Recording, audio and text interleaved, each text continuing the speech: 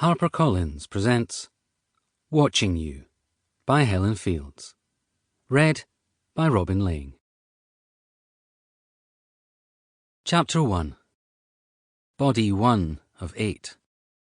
29th of September.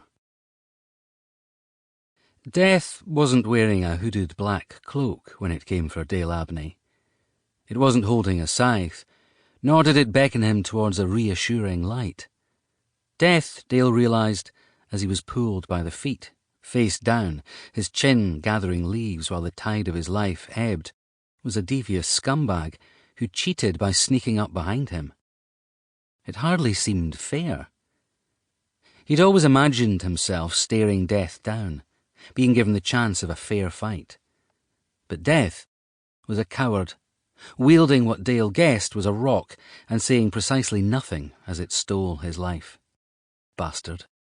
The single blow to Dale Abney's head had set off a biological bomb inside his skull, and now there was one river rushing out through his ears and another issuing from his mouth.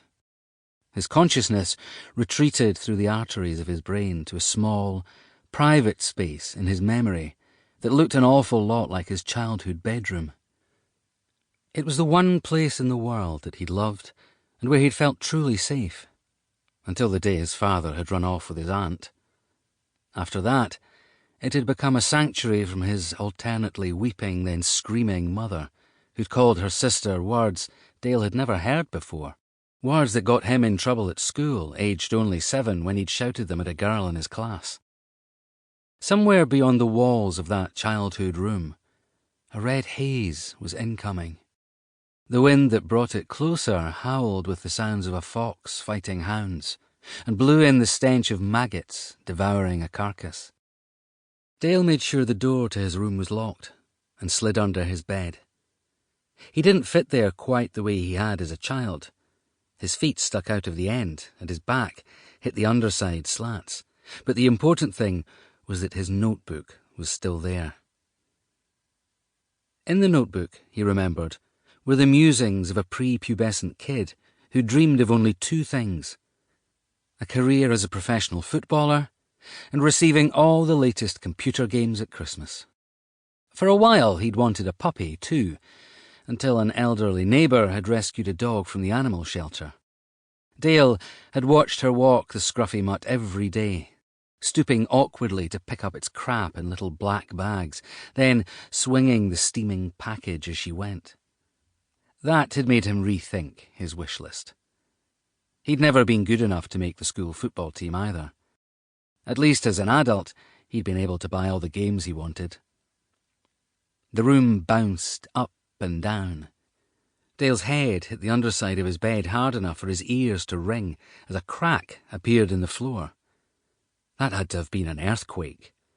Imagine that! An earthquake in Scotland. It was the first he'd experienced.